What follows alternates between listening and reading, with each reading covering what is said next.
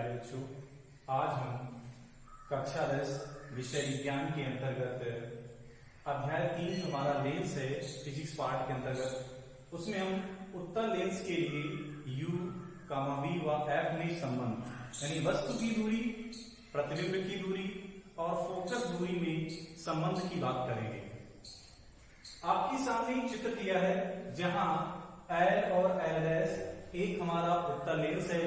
इसकी पहचान होती है कि ये बीच में मोटा होता है, किनारों पर पतला होता है, जैसा कि मैंने आपको पिछली वीडियो में बताया है।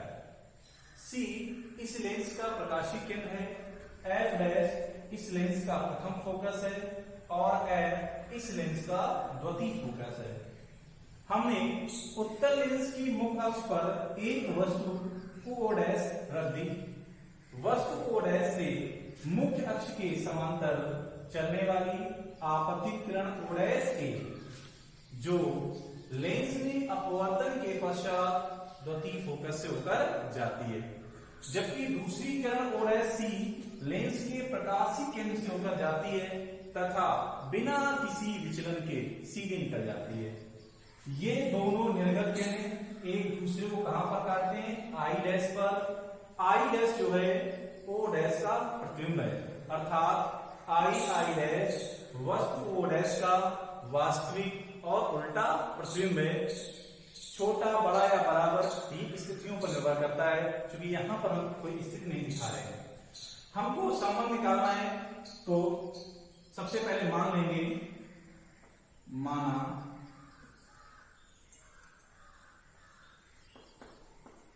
वस्तु की दूरी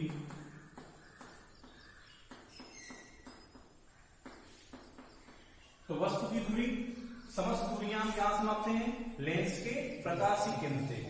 तो ये हमारी वस्तु की दूरी होगी और ये हमारी प्रतिबिंब की दूरी हुई और ये हमारी फोकस दूरी हुई।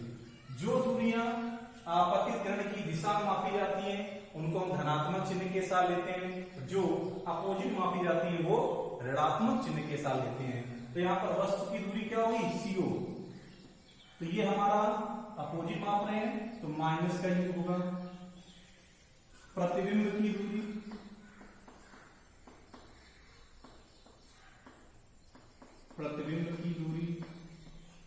प्रतिबिंब क्या हो जाएगा? CI। तो CI का मान हमारा हो जाएगा +V। अब हम बात करते हैं फोकस दूरी। किसकी बात करेंगे? फोकस दूरी।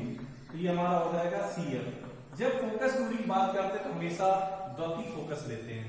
तो CF हमारा यहां पर है तो ये भी प्लस में आएगा, तो प्लस का F। देखिए यहां हम त्रिभुज लेते हैं COO', एक त्रिभुज ये और इसके संगत त्रिभुज हमारा हो जाएगा CII'। तो ये दो समांतर रेखाएं हैं, इनको कोई तिर्यक रेखा करती है तो ये हमारे शीर्षा कोण से बराबर होंगे। ये 90 अंश है और ये भी 90 अंश होता है, तो ये पूरा कोण इस कोण के बराबर होगा। चूंकि त्रिभुज के तीनों अंतः कोणों का योगफल 180 अंश ही होता है, क्योंकि ये इसके बराबर है और ये इसके बराबर, स्वाभाविक है ये पूरा कोण इस कोण के बराबर होगा।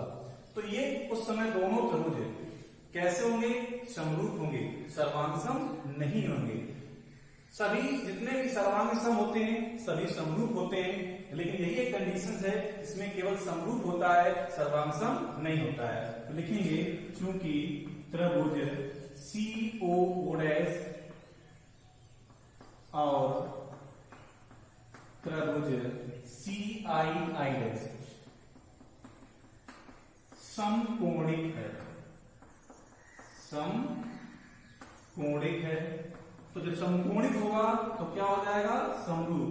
तो त्रिभुज COO' समरूप त्रिभुज CII'। यहां पर थेल्स की प्रमेय की बात करेंगे तो समरूप त्रिभुजों की जो संगत भुजाएं होती हैं वो आनुपातिक होती हैं, यानी अगर इसका लंब ले रहे हैं इन दोनों के लंबों का अनुपात और आधारों का अनुपात कैसा होगा? बराबर होगा। तो OO' इसके संगत दूसरी भुजा होगी उस त्रिभुज की I'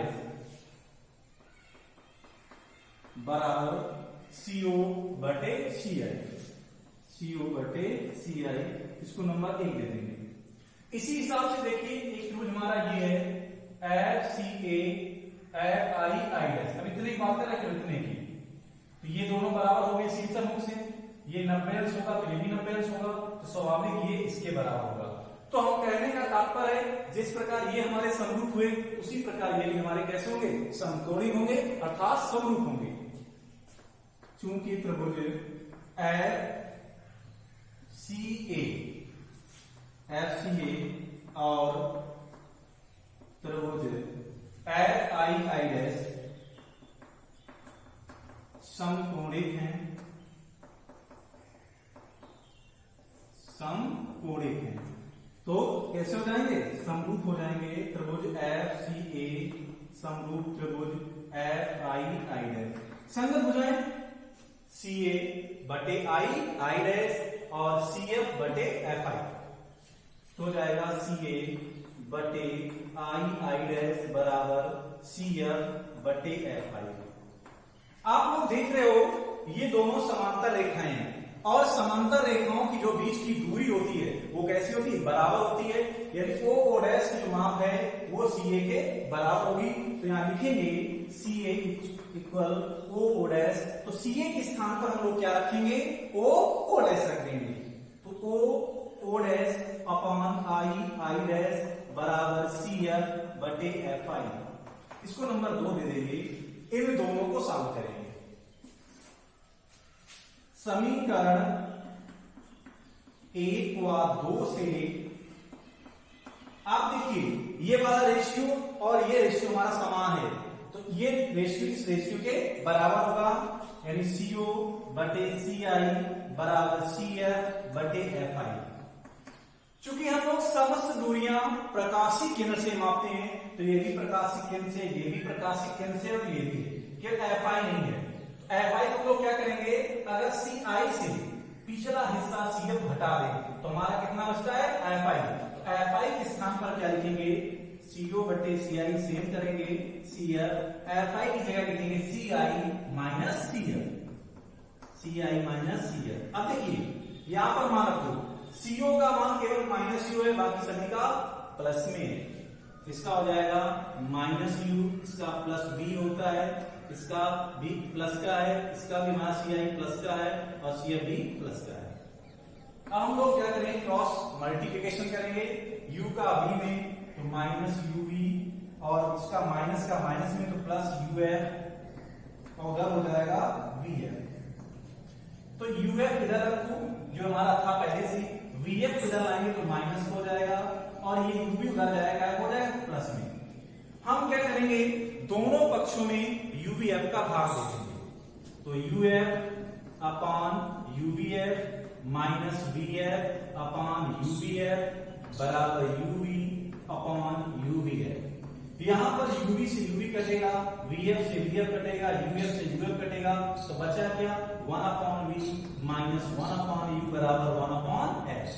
यही हमारा लेंथ के लिए फॉर्मूला है, जो केवल और नेट 30% का जो हमारा सिलेबस कम हुआ है उसके अकॉर्डिंग ये डेरिवेशन आपसे नहीं पूछा जाएगा, क्योंकि यहाँ पर मैंने आपको विधिवत बताया है कि आपको ये ज्ञात हो कि किस तरह से इसके फार्मूले का निर्माण किया जाता है। केवल आपको फार्मूला पर अच्छे ध्यान देना है, इससे हमारे सवाल लगेंगे।